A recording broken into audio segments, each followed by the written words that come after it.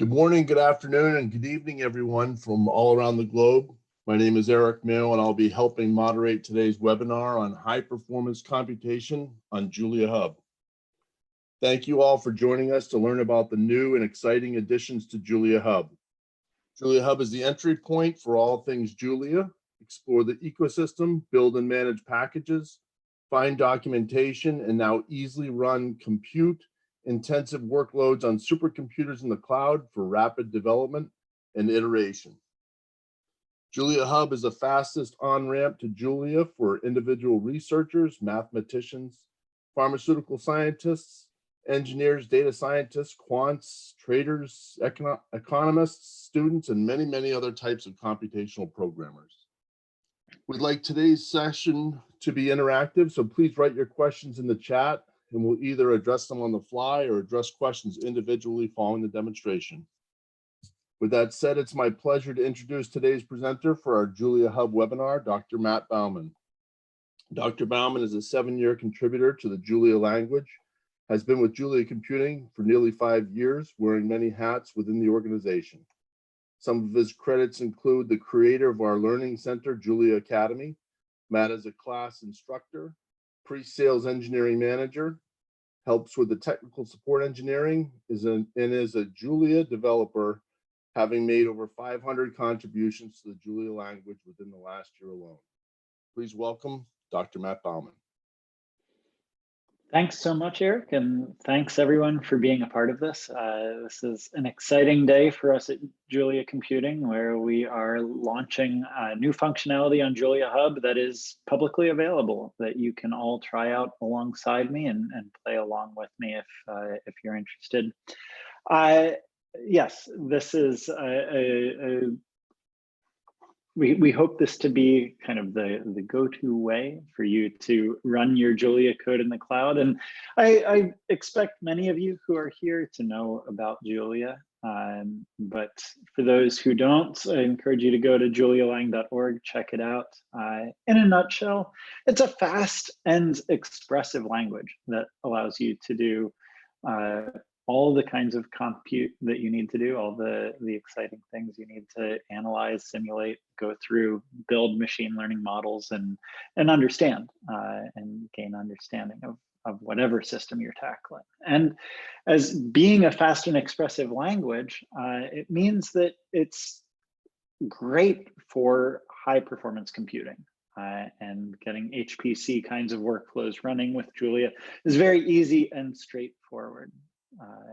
Just as a small teaser before I dive into what JuliaHub is and what we're doing there, I like just to show a little bit about Julia for those of you who might be new to the language or want a quick refresher. And this fast and expressive 1-2 punch is really where we see folks finding excitement and really driving adoption of the language.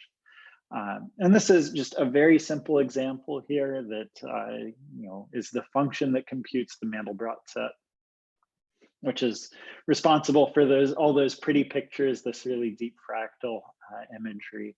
And it's a expressive language. You can write this directly in Julia. You have for loops there. It's a fairly straightforward algorithm, right? Only 13 lines of code gives you an image like what you see on the right. Very easy to define and use, lots of niceties of life to play with. And you'll note that I didn't put any special performance annotations here, no special types, nothing. This is just very straightforward Julia code. And yet we're able to rival and even beat the best of the languages that are out there, the traditional high performance computing languages like Fortran and C and C++. This function here, we can do the best out of the whole crowd and be able to compute over 10,000 points every millisecond, right? And so this is a simple function and a simple example, but hopefully gives you just a little bit of a teaser about how Julia itself is geared for HPC compute. And that means that we're not throwing away cycles. We're not throwing away money when we go to scale up to large computations and large large examples. And when you're running a huge model, bigger than just a simple 10-line toy function, you don't want to be spending time, you don't want to be wasting any time.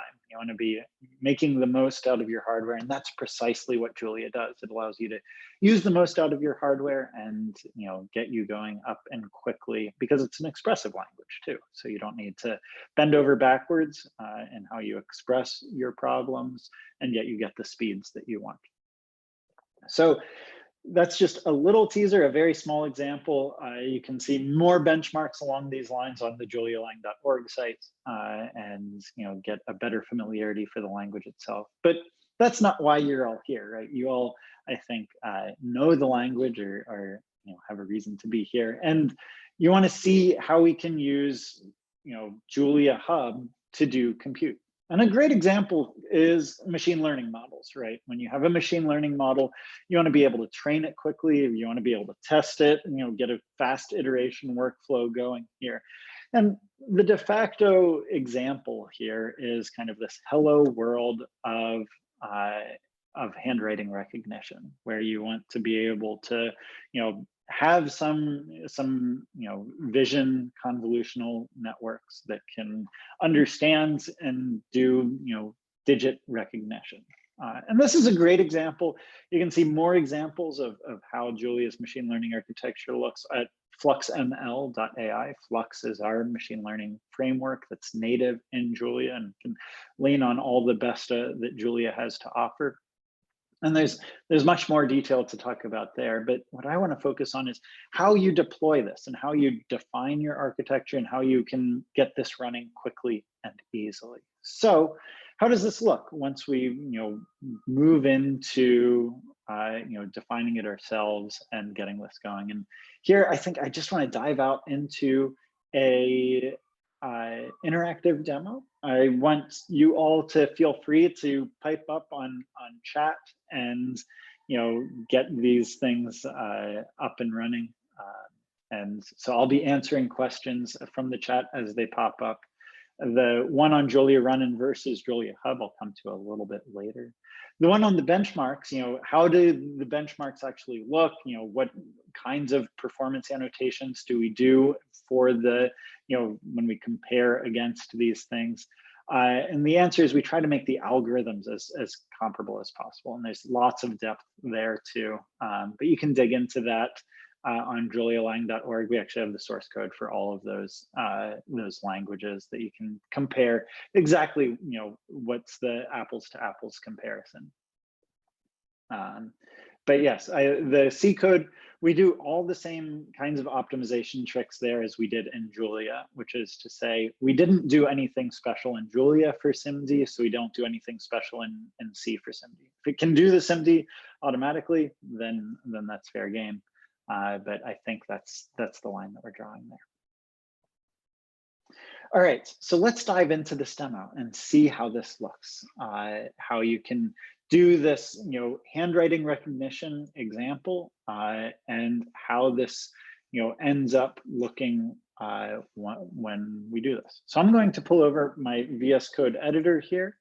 I'm going to make this large. So VS Code is a great environment for working with Julia code.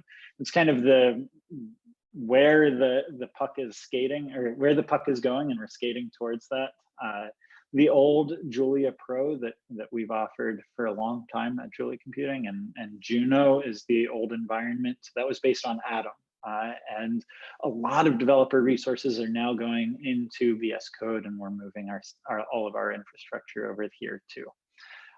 So it's a great place to work with Julia code, and it's a really nice IDE in general, but it's also kind of your entry point to running code on JuliaHub. So I have a very simple example here that does this MNIST classification in my editor, and the few lines of code here belies some complexity, but that's intentional. I include my model definition. I simply train it and then I test it, and that's it. That's all that's going on here. I set some outputs and a results file to upload. These are ways that I talk to JuliaHub and kind of how I set up my pipeline to make sure that I can see what's happening. So really, there's just 3 lines of code here.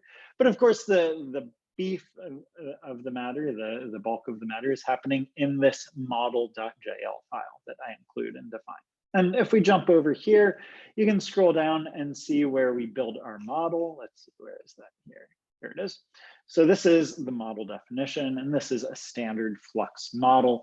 That's just a chain of layers, right? That's kind of, even if you're not familiar with Flux and the machine learning framework that it provides, hopefully this chain of many layers here looks somewhat familiar to you if you know machine learning. If you don't, that's just fine, but this is how you define a deep neural network with many layers, where we have convolutional layers, a pooling layer, a convolution, and so on and so forth. And this is, how you would do image recognition. And the bigger and the deeper of a network that you have, the longer it'll take to train.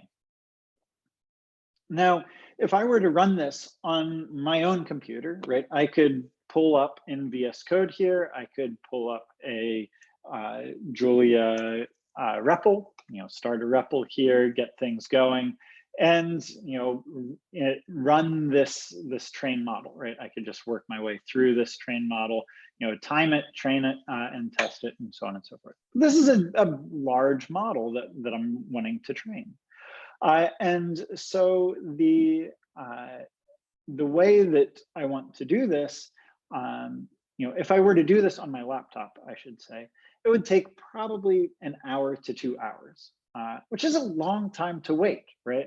And that's because my laptop doesn't have a beefy GPU that I can lean on. It's just a typical Mac laptop that doesn't have a general purpose graphics processing unit, which means a GPU that's been repurposed for general computation.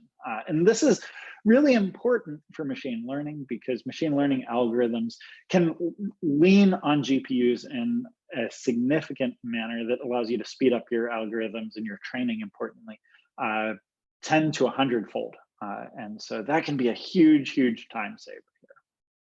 So what I want to do is I want to use JuliaHub to deploy this model and to run it. There's a question just kind of how this model file is included, how does the web loop work? And I'll show that to you once I've trained this, right? The first step is to just figure out what the guts of that neural network should be, what all the weights should be, and how that should work. And the way to do that is to pull up JuliaHub. And as part of VS Code now, you can also install a JuliaHub plugin that allows you to connect to the cloud, essentially. And it makes your laptop or whatever desktop computer you're using kind of like the head node of a cluster. It allows you to kind of define these things, get them set up and running. So that means that I don't need my local Julia REPL anymore. I can hide this.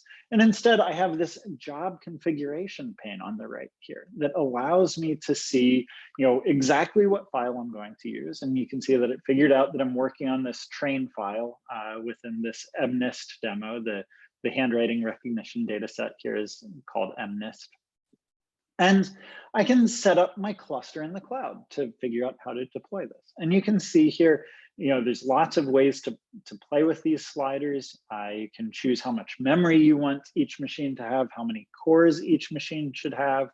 And kind of what's cool is you can choose how many machines should all be connected together. And so you can very quickly build a cluster in an ad hoc manner here that just gets these things set up and running. Let me close this notification here. And this model is set up to use GPU acceleration if it's available. And so I can hit GPU here, and now I have 2 different GPU configurations. I'll use the beefier of the 2 GPUs. I don't have things set up for distributed compute, that is more than one machine. And that's just fine. I can just have this set to run on one machine in the cloud that has a GPU. And that's beneficial to me because I don't have a GPU locally. You can see here, I know that this shouldn't take much time, and it'll cost me 450 if this were to run for an hour, and I can kick off this job here. So I just hit start job. What it does is it goes in, it figures out, it looks at what my script is that I'm working with, figures out all the dependencies that there are. So that includes this model file. It knows that that is a dependency, and so it'll upload that, get that model file. Let's pull that back up. And in this model file, it also will, let's see, come on, there we go. It also will see all of the packages that I'm using. And here I'm using the Flux package, right? That's the machine learning framework, a bunch of other packages, and including the CUDA package, right? That's the GPU programming package. And so it knows all of these dependencies, bundles them all up, and this will even catch private package dependencies. In this case, I'm only leaning on open source packages, but it'll also work just as well with any local packages you're developing, or private packages that you have registered within your company that can find that code and run it just as well. And this all happens seamlessly. And in fact, if you go down here to where we're doing our training, you can see how I've set this up for GPU computation. It's just a matter of calling this GPU function. And if I were to run this locally, this is a no-op, right? I don't have a GPU to move my data to, and I don't have a GPU to move my model to. So that just doesn't, doesn't end up happening. It just doesn't do anything. But if I'm running it on a beefy computer in the cloud, say, that has a GPU, well, then it'll be able to move our data there. So that's how this is working and what's happening. I started that job. And if I go back to my JuliaHub panel here and scroll down, you can see that I have some logs, some status of what all is running, what all I've done. This job that I just submitted here, it's currently running. I can check in on its logs. I can go here and just click this live button. It'll pull up a logs panel that has all of the logs that are running through the system, and I can watch its progress as it goes. It's right now waiting for the machines to boot up, making sure that they happen. I have just kind of to speed things up and allow just a smidgen of time travel. I have a video of what this looks like as we go through and do this. Let me pull that video over here. And we can, this is what happens, as you're working through. So this is real time right now that I'm playing this video, and you can see that it goes in, finds all the dependencies, sets up all the dependencies on all the computers that you have. In this case, we just have one computer, right? We just have that one computer in the cloud with the GPU on it. And so it's going in, installing all those packages. Let's skip ahead a little bit in time here. It downloads the data, gets it all set up, loads up the data. Skip ahead a little bit more. If you can see the little timestamps here, it's just been 5 minutes that this has been running here, that it's now training the loop, and each loop of the training system here is showing the test accuracy, saving the model incrementally. That'll get uploaded as its result file, and this is looping through my data set and testing it. Now, what's really cool is I can scroll back up to the top here and watch this happen on a graph in real time. And so anything that I'm logging, I can graph. And this graph is live of all the logs and whatever I set up in my program. In this case, I've set up to log out the epoch number, so the iteration number of my job, and the accuracy, the test accuracy that we're seeing. So you can see we started off after one epoch, we're actually doing surprisingly well with somewhere around 97% accuracy. But after about 10 or 20 epochs, we seem to be saturating our job here and find the best accuracy that we have. And we actually save out, this code is set up to save the best one here, which is 99.3% accuracy. So that's how this looks, right? And this is a really cool, really powerful technique for you to watch your jobs in the cloud as they go. You can see that this only took me, about 10 minutes to run this job, which means that it only cost me, about $1 to run this in the cloud, which is pretty cool, right? You can compare the costs here. And actually, if I were to have run this on a normal CPU machine, it would cost me, about $2 because it would take so much longer. That even though the CPU machines are cheaper, it allows me to, get my job done faster and cheaper by using the best-in-class kinds of things that you have here. So this is how a single node job looks like. Let's hop over to JuliaHub.com, just kind of see what this looks like in practice. So I have a website here. This is the JuliaHub.com, and you can actually go there. We just flipped the switch this morning that allows everybody to run this code. So we have documentation on how to do this, how to get this set up, and how to follow along with me.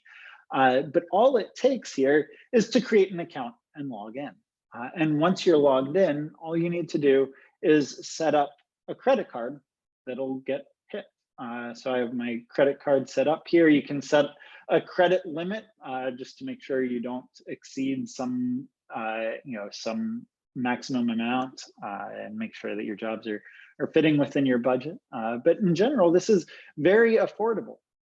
I can go back to my run code section here and see, a little bit of details about how this looks. So here's this job that I just ran this morning, and how, how this is set up is, this is the job that I just ran. This is the job that is still currently running here. I can click on details, and you can see, the things that I've chosen to log, the amount of time that it took, the number of epochs that I ran it for, and the accuracy here. And this cost me just a little over $1 to run this example. Now, if I go down here a little bit farther back, I have a version that I ran without a GPU. Where is that here? Going back a little bit more in time. Here we go. So here's a version that I ran without a GPU, just using the smallest machine that we support in the cloud. It's just a 2 CPU machine with 4 GB of memory per CPU. So it's kind of your baseline machine. It took, instead of just 300 seconds, it took 3,000 seconds. And that meant that the cost is more here. Even though the cost per hour is significantly less because we're not using a GPU, you can get your job done faster using the GPU parallelism here. So that's how this works. And yes, this is kind of the interactive graphing of this. And now I've trained my model, right? I've gotten my model complete here. This is my example from this morning. Oh, funny, the one that I just submitted failed for some reason. I wonder why that is.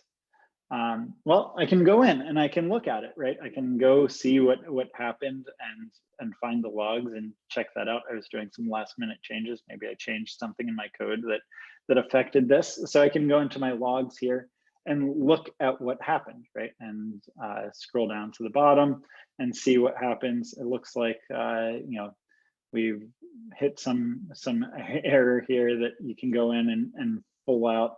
Ah, right. This is because I changed my manifest in my project to do some of the fun things that we'll do next. And I'm adding a private package that it couldn't find because it wasn't a part of the main execution. So that's an easy thing for me to fix, and you can see just how easy it is. The bug here can show you exactly how you can see. You get your full stack traces. Pretty simple to see what happens and how you can fix the problems. So this is a simple problem for me to fix here. It's the problem with making last minute changes in the few minutes before a webinar. But I hope we can jump out to the deployment of our model side of things, and you'll see the benefit of that error. Let's go and look at what this looks like to deploy. And so this will get to that question about how the model works when you reload your example and how you can do this. So I have here, using that Julia Run Client API that we have and we'll be making public soon, I have this capability of viewing my logs. Let me make this a little bit bigger. I can view my logs just live here, and I'm filtering out programmatically to only look at this project, right? Because I want to load up my results and interactively introspect them. And so I'm using this within a Jupyter environment here. Now that my jobs are complete, I can go in and download the results. So simply by changing this checkbox here, so let's go to the one that I did, about an hour ago. I can go in and then let me zoom out so you can see the graph. I can interactively introspect this and play around with this. So I have a very simple canvas element here that I've defined in my Pluto notebook. You can do exactly the same thing in a Jupyter notebook, or even in a dashboard that is a little bit less programmer centric and a little bit more end user focused. But the way this works here is I have my notebook set up to go out, talk to JuliaHub, download my results file that I saved. That is the weights of my model. And then I include my model once to define the architecture, build that, and I load the weights once, right? I load those weights. And then as I change this, this canvas here, it automatically and reactively changes the graph and helps me kind of see, what are the edge cases here, right? Are there ways in which I can make this look more like an 8, more like a 9, or kind of like a 3 here, and get an understanding of, interactively playing with my machine learning model can really help me see, where my test data set might be lacking, what kinds of things I might want to change. So here, this looks like a 9 to me, like a digital kind of 9, but maybe my data set doesn't have that, and so it's identifying it as a 4. And so this is a really quick and easy way to kind of see, what exactly your data set's doing, how it's working, and I can then go kick off another job, right? And change some parameters, maybe change my convolutional network a little bit, see if I can come up with a better definition. And to look at that, well, it's just as simple as changing which one I look at. And by just changing this checkbox, it goes out, downloads the new example, and reactively updates the model definition here. So you can introspect exactly what's going on.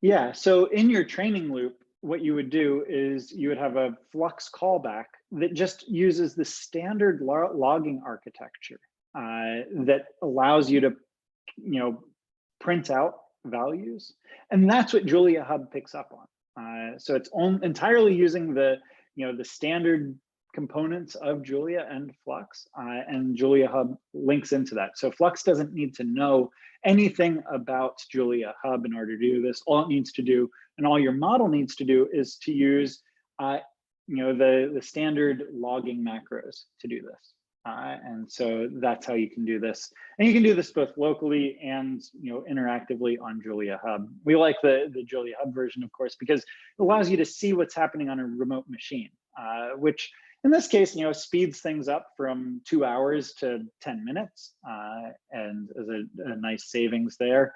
But in other cases, it allows you to extend out to many machines. So that gets to another one of the questions is, when you have multiple machines, how are they connected, and how does that look like? Let me just scroll through the chat, see if there's anything else worth addressing here.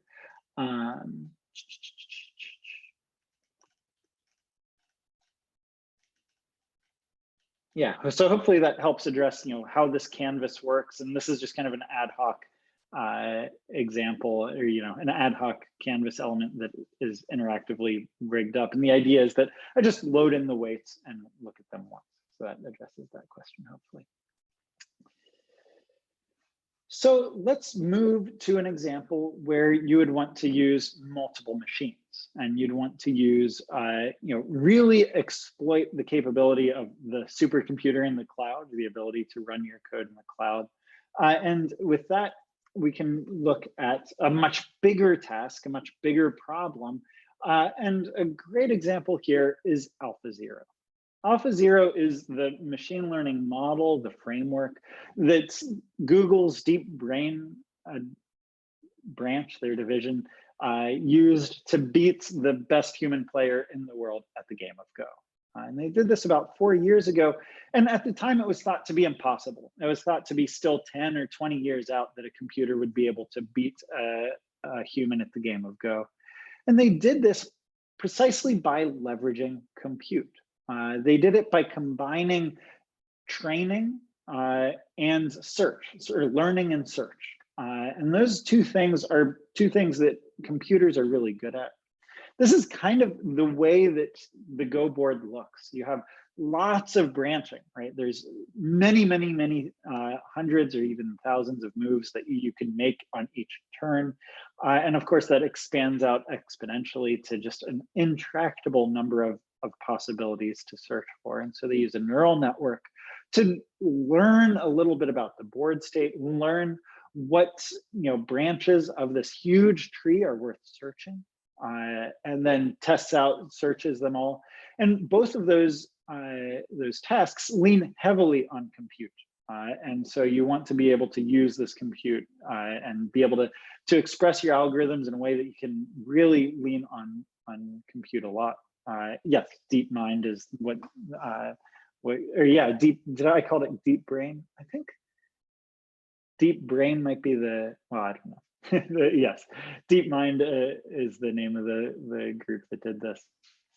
And so AlphaZero in Julia, it leans on all the best parts of Julia as being a high-level language. And it's simple, it's easy to understand. And the core author here, Jonathan Laurent of Carnegie Mellon University, sees this as a teaching tool. So you can actually go in and understand it. And it's far more tractable to understand how this is working than the competing implementations in C and C++ that are much more lower level, harder to understand and harder to play with, right? That means that it's also extensible in a way that many other solutions aren't. Leaning on Julia's generic programming allows you to key in new gaming frameworks, new learning frameworks, new neural network structures, all sorts of ways to play with this. At the same time, it's fast and able to rival the C and C++ implementations. And it's even factors of 10 or 100 faster than the competing Python or other high-level language implementations. So it allows you to do this. But what's important for today is that it's built to scale. It allows you to connect to many machines, connect to many threads. And the way this works is it all leans on Julia's parallelism structure. So in Julia, we have 3 main ways of parallelizing. On the left, there are GPU cards and GPU acceleration, which I demoed with the handwriting recognition example. In the middle are threads, right? To get the best performance out of a single machine, we have really awesome multi-threading capabilities that are now no longer experimental in Julia 1.5. And on the right is a supercomputing cluster that has many machines connected together and all connected working together. And to do that, we use the built-in distributed standard library. And so these are all core components that are part of Julia itself, and we've wired them up to make sure that we have these available to us, and we can use them in JuliaHub.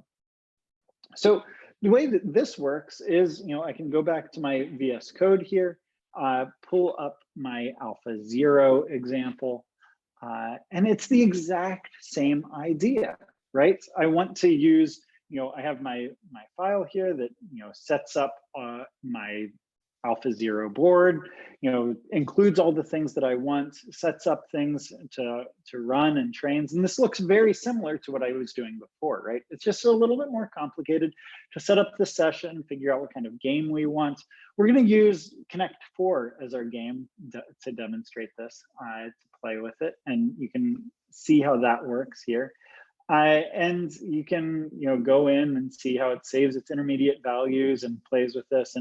And we just, as when we finish things up, we do the same sort of thing of uploading the file, but this time AlphaZero is a much more complete example of how things work.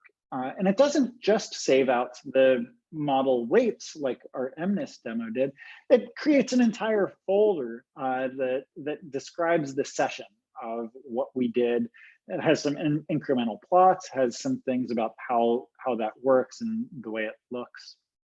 And so you can play with this, see how this looks, see how it works. But the idea is the exact same thing. So we can connect to JuliaHub again, and connect to this, and hopefully now you have a better idea of what's happening here. It's connecting to the JuliaHub server, just like we did last time, and it's connecting as me, which is important because it's me who has my own credit card information set up there and has this set to use and to work with. But just like last time, it's figured out what the file should be using, how it should be working, and we can set this up just as easily as before. We're going to use many machines, right? And we'll want to have 8 threads per machine, so 8 cores per machine. We'll set up, in this case, let's just use a handful of machines, maybe about 10 machines here. And you can set up how many machines you want, 8 cores each machine. And then we can choose whether we want our execution model to be a process per core. So that is, if I had 10 nodes here, let's grab that, 10 nodes of 8 cores, and if I'd used process per core, that means that Julia would launch 80 processes total. And connect to them all using the distributed standard library, get them all wired up, connect correctly, have all the dependencies in the correct place for all 80 of them, and get them ready to talk to each other, and then run your code, right? But you can also set things up in a process per node fashion. And what this means is that we'll only have 10 Julia processes total, but each Julia process will be able to use multi-threading and be able to access all 8 threads. So essentially you have the same computational resources, but this is structured a little bit more friendly to the computation and allows you to exploit computation a little bit better, and reduces a little bit of overhead because multi-threading overhead is less than distributed compute overhead. It kind of makes sense, right? You're talking to many threads on the same computer as opposed to reaching out to lots of computers. And so the execution model reflects that a little bit nicer. But again, we want to use multiple GPUs. And the way AlphaZero is set up here is that we can set up a beefy GPU. These GPUs will have 8 threads. We should note that in this UI at some point here soon. But each node has 8 threads, and AlphaZero uses all 8 of those threads to bundle up work and send it off to the GPU. And so we have 10 nodes here. Or let's set up 11 nodes, and those 11 nodes will bundle up work, split it across the workers evenly, and then each worker will use all 8 threads to churn away at the search, the learning and search process, and bundle up chunks of work that the GPU can churn on. And so one of the constraints of GPU programming is you need a beefy enough program, job for the GPU to do, and you want to batch together your work so that way the GPU can do lots of things in parallel. And it works really nicely actually to use many threads to bundle up work for the GPU, then kick it off to the GPU and get things going. So this is fully what's called heterogeneous compute, and this is one of the workhorses of HPC compute in general is the ability to do things like this, where you divide up your work across many machines, across many threads, and across many GPUs. And so you have 3 different forms of parallelism, all built into Julia, all extraordinarily solid ways of expressing your jobs. And you can see here that this is going to be a more expensive job, right? It's going to cost me on the order of $50 an hour, and it'll take me about 2 hours to complete. I know this because I've run this before and can go back and show you how this works. But again, kicking it off is just the same way to do here. Now, if I were to run this on my own laptop, this would effectively be intractable because I don't have a GPU. If I were to find a GPU machine laying around my office somewhere and run it on that, so if it's a relatively modern GPU machine, it'll probably take about 10 to 15 hours to complete, depending upon the machine itself. But by spinning up 11 of these workers in the cloud, well, I can make use of that, get my answer a lot faster. It'll cost a decent amount, right? This is a beefy compute task, but I can kick this job off, run it, and get it going in the cloud. We can look at what that looks like here once I've run things, and we can see as you go to this, you can go in and download the results. So I'll go back to JuliaHub here, where you can get the same UI and download these results and extract them out to a folder that you want to use. We're improving this workflow here.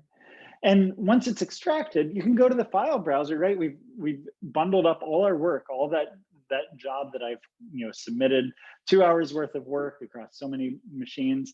It's all bundled up here for you to introspect and look at and see, and including plots, right? So the workers can save plots, and you can see how many iterations we did. So we did 10 iterations, and you can watch how the computer learned to win at Connect 4. And after about 5 iterations, it was doing pretty well, right? Winning nearly all of the games. Of course, even more fun is the fact that I'm using this locally, and so I can play against the computer, right? This is a game, and what better way to test your machine learning algorithm than to play a game against the computer? And so I've launched, AlphaZero.jl includes some fun little UIs like this, where you can see the Connect 4 board state. You can choose to play blind against the computer. You can see the computer's, chance or probabilities of what's the best move given what's happening and how things go. So lots of depth here to play with.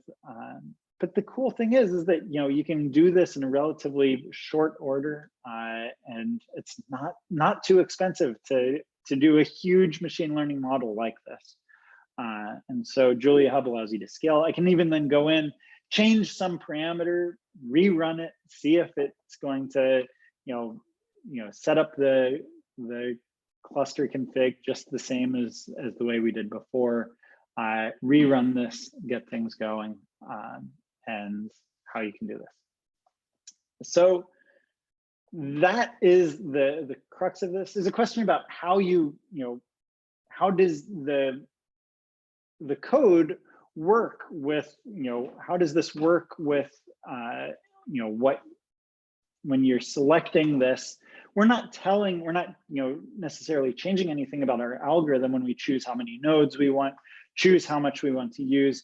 We're not really changing anything about the code itself. And that leans on how Julia's parallelism intrinsics work, right? The way all of the threading infrastructure works, the way all of the distributed infrastructure works, is that it just automatically scales to however many threads there are, automatically scales to how many workers there are. And so, the code knows how many workers are running and can distribute across all of them. And it's very easy to set up, and by default, that's exactly what happens. You do a PMAP or a distributed map reduce, and it'll automatically send out to all of the workers that are there. And so that's how it can be kind of agnostic to the cluster design. And so the cluster design is removed from your code design, which allows you to design your cluster to your economic limits and design your code to the best algorithms there are and the way you want to do that. And so that clean separation between these two panes allows you to a lot more freedom in what you do. And the key way that I debug JuliaHub and debug remote jobs is you start small, right? You just have a single node job and reduce the number of iterations, say, and you play with it and make sure things are working before you you commit to a $50 spend, for example. So that's how you would design this. And yes, thank you for all of you on the chat answering the questions before I can even address them. That's awesome. So with that, we can move on to a little bit more in-depth Q&A. But I want to finish up by saying that JuliaHub itself is available for enterprise use. And this gets to the very first question we received during this webinar about how does this interplay with Julia Run? Well, for a long time, we were just selling Julia Run to companies and gearing our infrastructure towards companies. Today is the first day that we're opening things up for individual users. And as part of that, we're rebranding everything into JuliaHub. And so JuliaHub bundles together all of the things that you know about and love about JuliaHub. There is a great article on Towards Data Science today about that, not even by Julia Computing team, but it's a great resource to look at all the packages that are there, the way you can search through documentation. And then deploy code, right? Deploy to the cloud and get things going. Well, we have that exact same package, that bundle of functionality for enterprise use. Classically, it's been called Julia Team and Julia Run. JuliaHub is kind of the public version for everybody. But we have that. And in enterprises and companies, we have some extra features that work well for that. So things like private packages, registry management, allowing you to define your own packages, getting things going. We also support deployment behind firewalls and even behind air gaps. Of course, if you're behind an air gap, you can't lean on the great cloud compute functionality, but you still get access to all of the private package management, things like that. Governance and security that IT teams and legal teams like to see. And then we can connect this up with your own cloud account, with your own AWS or Azure account that allows you to use your company's resources and even subnets and private versions thereof. So that's also available. Contact us if you have any questions. But with that, I'll jump back to the chat and look at a few of the questions. Maybe Eric, if you want to pull out some, we can dive into some Q&A now. I think the first question that might not have been addressed was with regards to the benchmarking. There was a question about the C code. Is the C code optimized semi-dead? Yeah. I don't know if that's dead as delimited or SIMD is how you would pronounce that. SIMD, excuse me. Yeah. I'm the wrong guy to be doing this. Parallelized, loop right. unrolled, et cetera, et cetera. Yeah, one of the things that happens when you publish a suite of benchmarks like that is you attract lots of great contributors to look at them, make sure that they're being done. These were initially done by the Julia team a long time ago, like 6 or I think even like close to 10 years ago now, is one of the first things that the Julia team put together because it was a nice benchmark to kind of tackle performance issues and such. And so it's received lots of eyeballs, lots of performance eyeballs. And, nobody likes their favorite language to be languishing in the dust. And so lots of great contributions have come there from experts within each community. And you don't have to just take my word for it. You can go to julialang.org/benchmarks and take a look. And if you see opportunities there, we're always welcome for improvements. And that drives us at Julia to do even better and make sure that we have the best performance out of the bunch. So there was a comment from Jesse mentioning that Jesse would love to see a demonstration of parallelization on JuliaHub for hyperparameter search. Yeah, the way you would end up doing that would be just as straightforward as changing some of the parameters. So let's go back to my simpler demo of the MNIST demo here. And you have full access to Julia as you do this. And so let's go to my training loop here. So all you would need to do for a hyperparameter sweep is add a for loop. for param in say 3 to 100 or 3 through 10 or whatever you want, and train with, we have args where this is kind of how you set up this. And so let's say, yeah, let's change my batch size. Equals param, and then let's change my param here to be something a little bit more reasonable. So like say 32 by 32 to 256. You go through this and you just save it out. You would want to change how you do this. You'd want to save these args incrementally, but this is just pure Julia, right? You can set this up and get this going as easily as you want, and so you can do this. The appropriate question to ask along this is, what GPUs do you get when you do this? And we need to do a little bit better job of telling you what you're getting when you do this. The secret sauce here is, let's connect, give it a second to connect and download the job configuration. There it goes. So with the 12 gigabyte GPUs, you get K80s. With the 16 gigabytes per GPU, you get V100s. And this is actually, traditional memory, not the amount of onboard GPU memory. So we need to do a little bit better of a job of describing this option and how this works. It's a full K80. It's not half a K80. It's a full K80, and the 12 gigabytes here describes how much memory the CPUs have attached to them. So it's, yeah, that's a issue for us to improve this UI to describe this better. And the fact that there are 8 CPU threads per GPU here is also important to understand and know as you're designing your algorithms. So yes, a full K80, I think it has 24 gigs of onboard memory on the GPU. This option is just not described appropriately. So one other question was from Johan, our great helper. Thank you, Johan. Yeah. Is there an API I can hook together with smaller cloud providers to deploy there too? That's really kind of JuliaHub Enterprise, if you. Yeah, so there's a few different ways when we talk about APIs and how these things work. We are working on publishing a full API to connect into JuliaHub proper, so you can programmatically, work with the JuliaHub infrastructure and effectively design your jobs appropriately through code instead of through a UI. Which can also address some parameter sweep options, right? That's another way that you could do a parameter sweep, is to submit lots of JuliaHub jobs. Both are just as effective.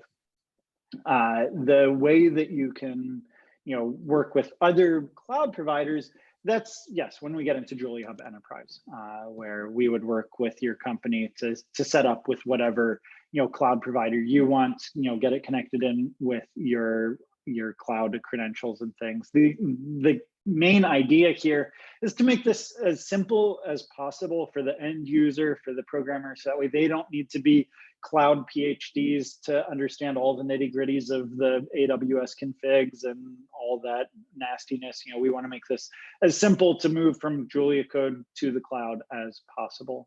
And so, yeah, if you want to work with a different cloud provider or special interconnects there, then we'd work more hand in hand with you on that. I'm just typing my email address and Sushil's email address in the thing. I don't know if you have a slide on that. Yeah, let me add that here. I can quick do that.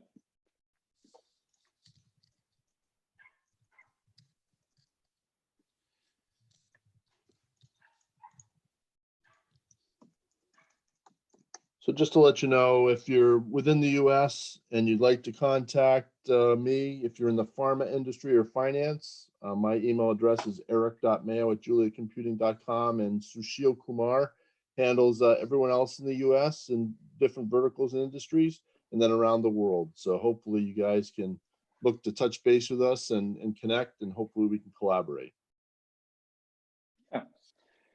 Another question about MPI. So Clima is the awesome example here that, is a huge collaboration to model the Earth's climate at an extraordinary scale, looking at, things like, many very, very high resolution example, of what the clouds are doing, what things are going about, and such. And so the MPI is the interconnect that they use, because that's kind of the core interconnect for supercomputing clusters. And we have done this with MPI. We find it much simpler for the end user not to worry about exactly the cluster management that we're using, and can get things going much easier just using the core distributed libraries there. But yes, the core infrastructure here is actually built atop our Celeste collaboration that was run on the #6 supercomputer in the world at the time, and using MPI and such. And the guts here are built atop that knowledge and that understanding of the supercomputing center. And once we lost access to the supercomputing center, we ported it over to Azure in a day and ported it over to AWS very quickly. And that's because it's a high level language, right? We can jump to what we need and get things going. So that is, yeah, it does work with MPI, but by default, and the JuliaHub.com version just uses the distributed package to connect all the workers. Awesome, Matt. Looks like we've run out of questions here. I certainly thank you very much for your knowledge, insight, and training on JuliaHub and learning on JuliaHub. So thank you very much, and thanks to everyone out there who joined us, and hopefully will join us for many more to come. Yeah, I guess the last thing to note, and perhaps the most important thing here, is that we're giving everybody $25 worth of free compute to test this out. We want folks to use this. We want folks to try it. And so by signing up, you get access to $25 to play around with, get some understanding, gain some familiarity, and report bugs back to us. Make sure that we get this as robust as possible. So thanks, everyone, and hope to see you on JuliaHub.